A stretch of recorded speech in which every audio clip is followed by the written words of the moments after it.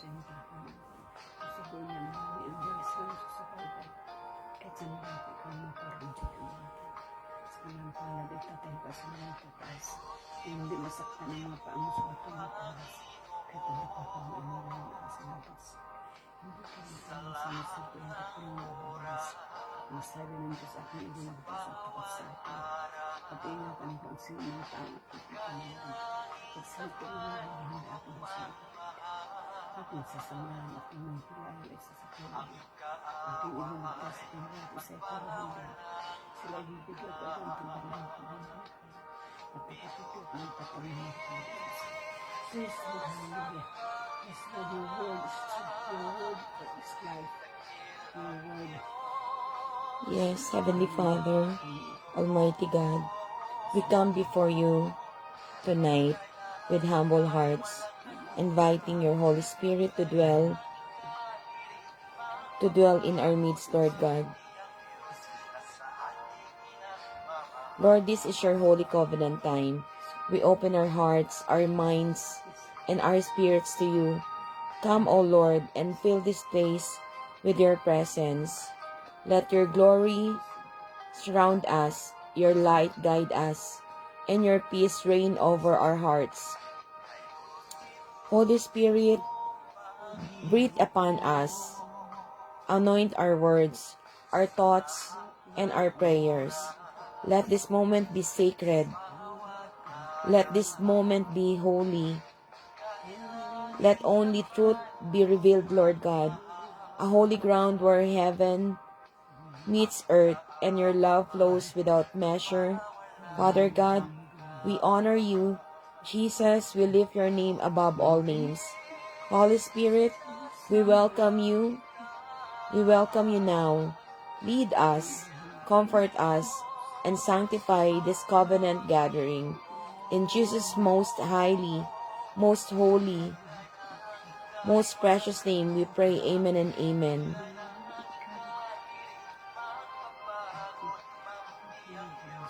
Yes, Lord God. Salamat, Panginoon, sa oras na ito, Panginoon. Heavenly Father, Almighty God, in this sacred moment, we come as your beloved children, humbled and grateful. We are grateful for the gift of life, for the gift of love and breath. Yes, Lord God, this is our holy covenant time with you, Lord. A time set apart where our hearts bow in reverence and our spirits rise in worship to the King of Kings. Yes, Lord God, come, O Holy Spirit, our comforter and guide. We invite you to dwell in our midst. Breathe your life upon this gathering. Fill this place with your glory and light. We honor you. We give you thanks. Let your presence flow like a gentle river. Yes, Lord God, refreshing every weary soul and awakening every heart to your love. Lord God, this covenant is for you alone, Lord God, and with you. We lay down our burdens, our fears, and our desires at your feet. Give us happiness, Lord God. Give us wisdom. Give us knowledge, Lord God. We open our hearts to your wisdom, Lord God. Our minds to your truth, our minds for your knowledge, our spirits to your sanctifying power, Lord God. Holy Spirit, ignite a fire within us. We sing praises to your name, O Lord God. Yes, Lord God. Praises to your name, Lord God. A fire that cannot be quenched, a love that cannot be shaken, a love that cannot be trembled, a faith that stands still, a faith that stands unmovable in your promises. As we lift our hands and voice in worship, let heaven touch earth in this very moment. Transform this place into holy ground. Yes, Lord God. Fill our hearts with awe, with joy, with peace unshakable. Let your mercy overflow and your favor reign upon us. We invite you, Lord God. We invite you, O Lord, our Almighty Father, to take your rightful place in the center of this covenant. Be the King of our hearts. Be the light in our darkness, the anchor of our souls. May every prayer we utter rise like incense before your throne, Lord God. May every word spoken here be covered with your anointing.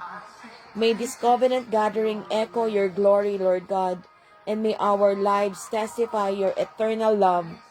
This is our holy time with you, O God, a covenant of love, surrender, and worship. We welcome you, Lord God. We honor your Holy Spirit. We honor you, Holy Spirit. We adore you, Jesus. We adore you, Lord God. We adore you, Almighty Father, now and forever. In your holy, most powerful name, we pray. Amen. We glorify you, Lord God. Amen and amen and amen. Yes, hallelujah, Lord God. Salamat, Panginoon, sa iyong presensya, Lord God. Salamat, Panginoon, sa iyong katapatan. Salamat, Panginoon, na ikaw ay hindi nagkukulang. Heavenly Father, Lord God Almighty, we come before you tonight with humble hearts. We lay down every fear, pain, and burden at your feet. Thank you for the gift of life, for the breath we have, and for this sacred moment to dwell in your presence. Yes, Lord God, we are thankful, Lord God, that you are with us, Lord God. We are dwelling in your presence, Lord God. We sing praises into your name, Lord God. Yes, Lord God. Praises to your name, Lord God. Lord God, let this 9 o'clock p.m. covenant time be a night of healing, comfort, and divine favor. Yes, Lord God, cover us with your mercy. Let your spirit move mightily in our hearts, Lord God. Yes, Lord God, we are here in your presence, Lord God, with humble hearts, Lord God, laying down every fear and burden. Thank you, Lord God, for this life. This life that we are still breathing, and your presence is always with us, Lord God. Make this covenant hour a night of healing, comfort, and divine favor. Again and again, Lord God, cover us with your mercy, compassion, and let your spirit move in us. Yes, Lord God, in Jesus' name we pray. Amen and amen and amen. Hallelujah, Lord God. Yes, Lord God, let your name be praised as always, Lord God. We declare holiness. We declare truth. We declare love. We declare compassion. Yes, beloved brothers and sisters, in this life, storms will come, but our God is greater than every storm. In Psalm 46 verse 1, we are reminded God is our refuge and strength and ever-present help in any trouble. Yes, Lord God. Hallelujah, Lord God. Life has a lot of storms. God is our refuge and strength in every present help in trouble. In Psalm 46 verse 1. He has seen your tears. He has heard your prayers. He will never leave you. He has seen our tears. He has heard our prayers. He will never leave us. We are not alone. You are not alone. We can rest in His love. His plan is always perfect and greater. Yes, whatever you are facing tonight, let this covenant prayer remind you, you are not alone. Rest in God's love, for His plans are always perfect. Yes, Lord God, your plans are always perfect. We can rest in peace, and we are not alone. Yes, Lord God, dakilang Diyos, for the sick, heal and restore them. especially for my elementary teacher, Mrs. Nora Ramos, Mrs. Nora Ramos Bayani. Yes, Lord God, we declare healing upon her body, Lord God. We declare, Lord God, that she is healed in mighty name, in your powerful name, Jesus Christ, amen. For Daddy Ray Castro, Lord God, for our spiritual father, Daddy Reverend Ray Castro, he is healed mightily. He is empowered. He is magnified. He is already healed by your strong name, Lord God, by your power, Lord God, by your mercy, Lord God, by your compassion, O Lord. And for Pastor Gary Senuto, he is saved. Mercifully, he is healed. Miraculously, he is healed by your name, Lord God. Pastor Gary Senuto is already healed, Lord God. Salamat, Panginoon, sa kagalingan. Salamat, Panginoon, sa iyong pag-ibig. Yes, Lord God, sa ina ng aking mahal na kaibigan na si Natalie, Lord God. Ang kanyang ina, Lord God, na kung saan bedridden na, Panginoon. Dakilang Diyos, we believe, Lord God, that you are going to give her the total healing, Lord God. She will be saved, she is safe, and she is healed. Dakilang Diyos, salamat, Panginoon, that you are already give them the healing, Lord God. They are healed. Heal them from crown to toe, Lord God, and fill their hearts with hope. Yes, Lord God, salamat, Panginoon, sa kagalingan. Pinangahawakan namin, Panginoon, ang iyong salita na sa iyong pangalan may kagalingan, sa iyong pangalan may katagumpayan. Dakilang Diyos, salamat, Panginoon, sa pagpapalang ito, Lord God, na sila nga ay pinagaling mo na nga, Panginoon. Dakilang Diyos, for the weary and broken-hearted. Surround them peace, Lord God. For the weary and broken-hearted, with your peace and comfort, let their hearts be comforted by yours, Lord God. For the families in need, let your provision and blessings overflow, Lord God. Overflowing blessings and provision, Lord God. For the forgotten and hurting, remind them that they are seen and loved by you, Lord God. Remind them that they are well loved, Lord God. We also pray for our nation, for our leaders. Grant them wisdom, integrity, and compassion to lead righteously, Lord God. Yes, Lord God, integrity and compassion. Give them, Lord God, the integrity and compassion to lead righteously. Grant them wisdom. Heal the division in our land and fill every home with love.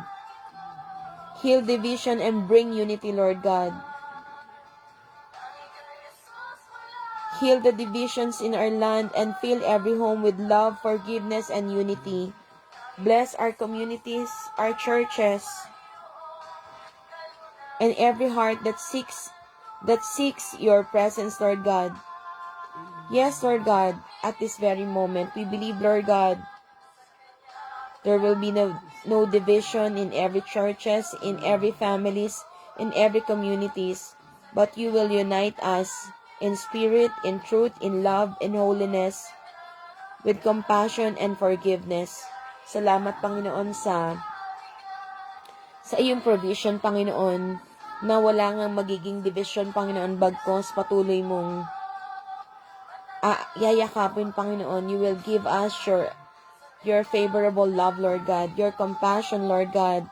Salamat, Panginoon, sa iyong kabutihan. Salamat, Panginoon, sa iyong pagpapala. Tonight, Lord, we declare we are blessed and protected. We are anointed. We are chosen. We are healed, Lord God. We are renewed. We are cleansed. We are victorious in your name, in your mighty name, Jesus Christ. Yes, Lord God. We are healed and renewed. We are victorious in your mighty name. No fear, no pain, no trouble can overcome the children of God. Yes, Lord God. Heavenly Father, thank you for this covenant time. We seal this night with gratitude and faith. Thank you, Lord, for this hour. Let your peace guard our hearts and your favor follow us.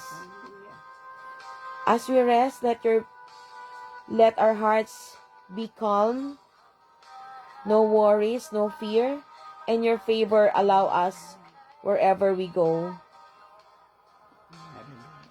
Yes, Lord God, this is the night of healing, comfort, and new beginnings. Yes, Lord God, salamat Panginoon sa iyong pangako, Lord God. We declare this is a night of healing, comfort, and a new beginnings, Lord God. In the mighty name of Jesus, we pray. Amen and amen and amen. Hallelujah, Lord God. May our hearts be filled with peace tonight. May your soul overflow with hope. Rest in God's love. His promises never fail.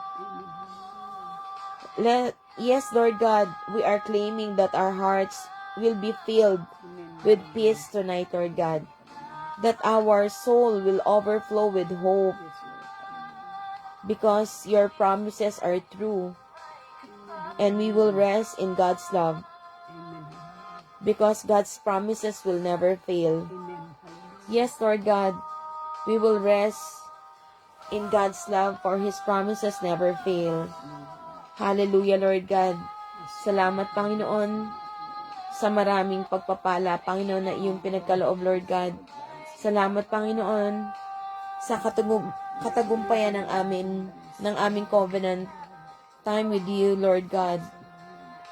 You bring us healing, you give us peace, you give every heart calmness.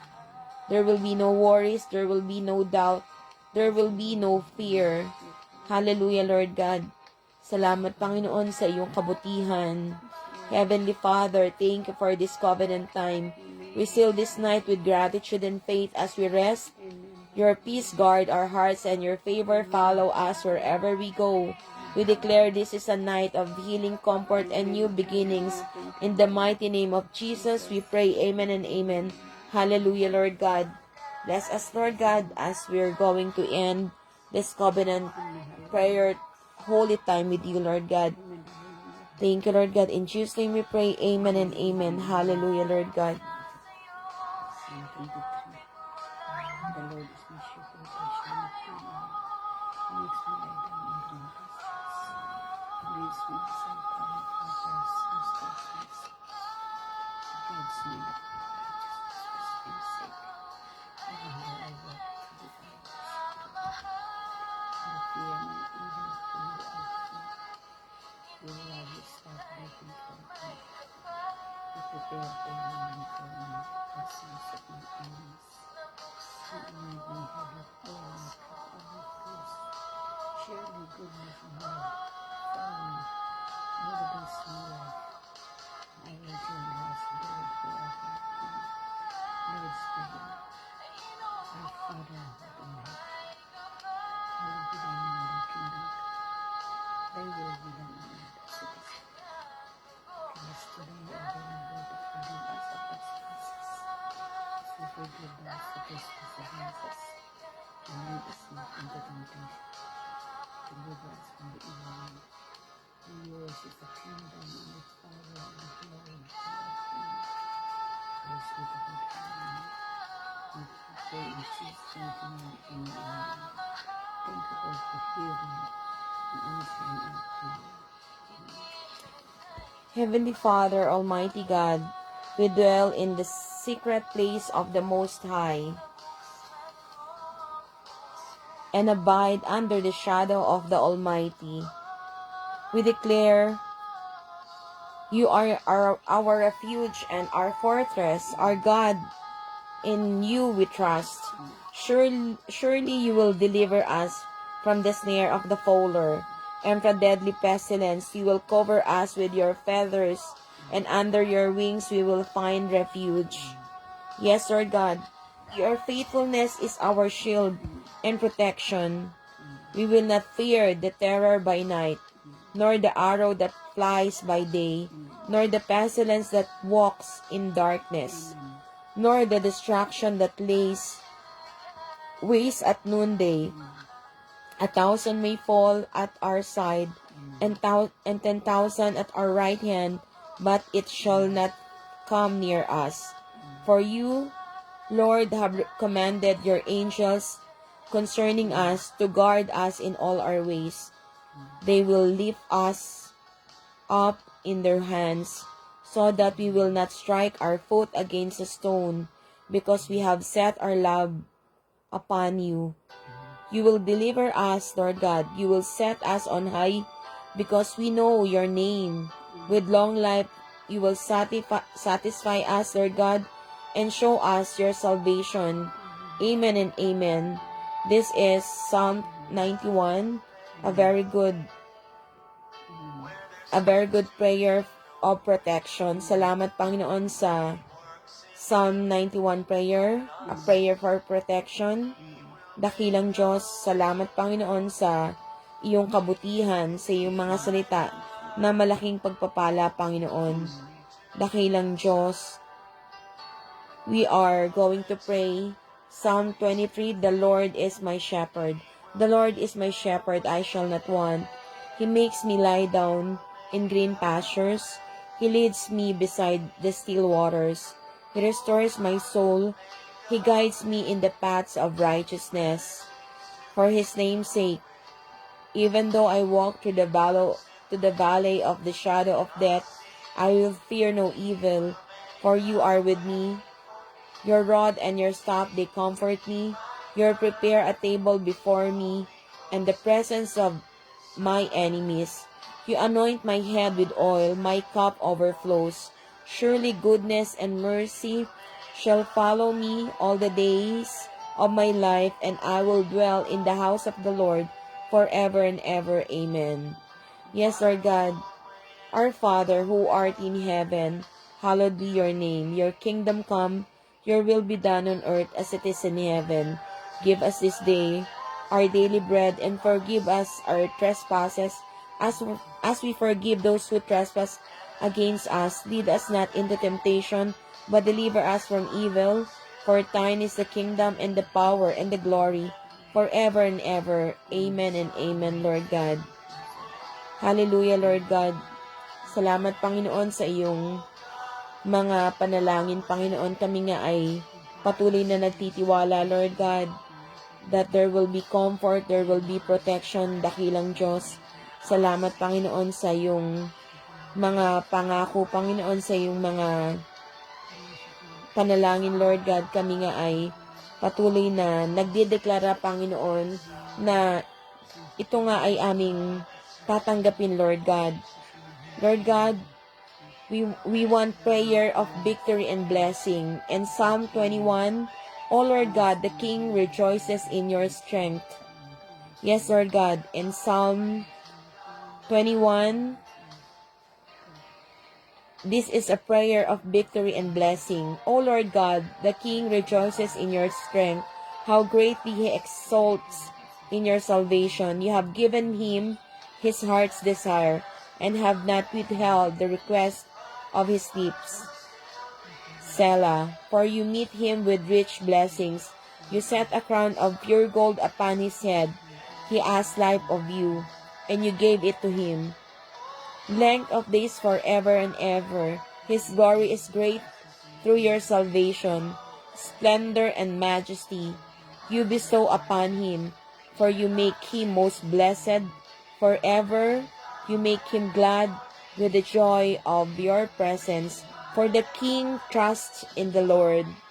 And through the steadfast love of the Most High, you shall not be moved. Your hand will find out all your enemies. Your right hand will find out those who hate you.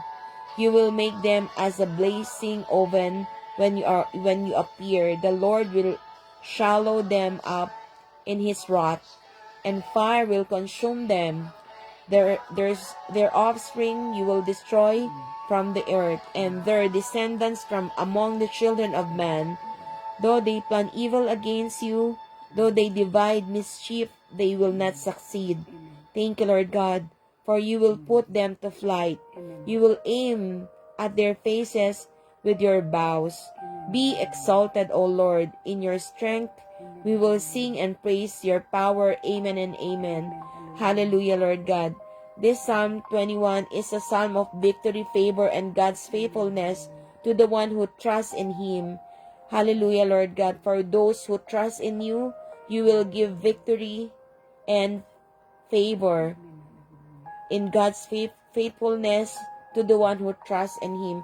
Salamat, Panginoon, sa Psalm 21, Lord God, na ang pagtitiwala ay sa iyo lamang at ibibigay mo nga, Panginoon, ang victory at ang iyong faithfulness, Lord God, because we trusted you, Lord God. Salamat, Panginoon, sa iyong kabutihan, sa iyong awa. Dakilang Diyos, patuloy ang aming pasasalamat, Panginoon, sa lahat-lahat, Panginoon. Patuloy, Lord, na kami nga ay matagumpay, Panginoon, sa presensya mo, Lord God. Salamat, Panginoon, na ikaw nga ay tapat, Lord God. Salamat, Panginoon, na ang pag-ibig mo ay forever hindi nagmamali, Lord God. Lord God, matatapos nga ang gabing ito, Panginoon. Tatapusin namin itong gabing ito, Panginoon, ang aming 9 o'clock covenant prayer, Lord God, sa pamamagitan ng panalangin sa aming mga mahal na pastor, aming mga pastors, Lord God, prayer for pastors and spiritual leaders. Yes, Lord God, Heavenly Father, Almighty and loving God, we come before you today with grateful hearts for the gift of our pastors, ministers, and spiritual leaders. Thank you, Lord God, for calling them, anointing them, and using them to guide your flock. Lord God, we lift up every pastor and leader into your mighty and loving hands. Amen. Our spiritual pastor, Reverend Ray Castro, our dear and most precious, high and holy and glorified Pastor Kim Il-ho, Pastor Ann, our most senior pastor, that we declare as our most precious pastor here on earth. He is 79 years old and still wanted to be used by you, Lord God. Pastor Sam, Pastor Fenton, Pastor Yu, Pastor Joshua Kim, Pastor Peter Baltasar, Pastor Elizabeth Enriquez, Pastor Alan Gadon, Pastor Gary Senuto, and all your chosen servants across the world. Lord, surround them with your protection from every scheme of the enemy. Strengthen their hearts when they are weary. Cover their families, Lord God, with peace, joy, and provision. Let no weapon form against them prosper, and let their steps be ordered by you daily, Lord God. Anoint their words and their hands so that every sermon, every prayer, and every act of service will bring healing, salvation, and transformation to many lives. Fill their hearts with renewed passion, boldness, and unwavering faith. Hallelujah, Lord God. Bless them with divine health, long life, longevity of their life, Lord God, and overflowing favor. Raise up helpers and intercessors who will support and uplift them in the ministry. Lord, may they always walk in your joy and power, and may their lives be a living testimonies of your glory. We declare that their work in your kingdom will bear much fruit, and generation will be blessed through their obedience, Lord God. In the mighty name of Jesus we pray. Amen and amen. Hallelujah, Lord God. We are saved. We are victorious. Thank you, Lord God. We are triumphant. Salamat, Panginoon, for this special covenant prayer for pastors. Yes, Lord God. Salamat, Panginoon, sa blessings na pinagkaloob mo, Panginoon, sa buhay nila, Lord God. Thank you, Lord. In Jesus' name we pray. Amen and amen. Thank you, Lord God.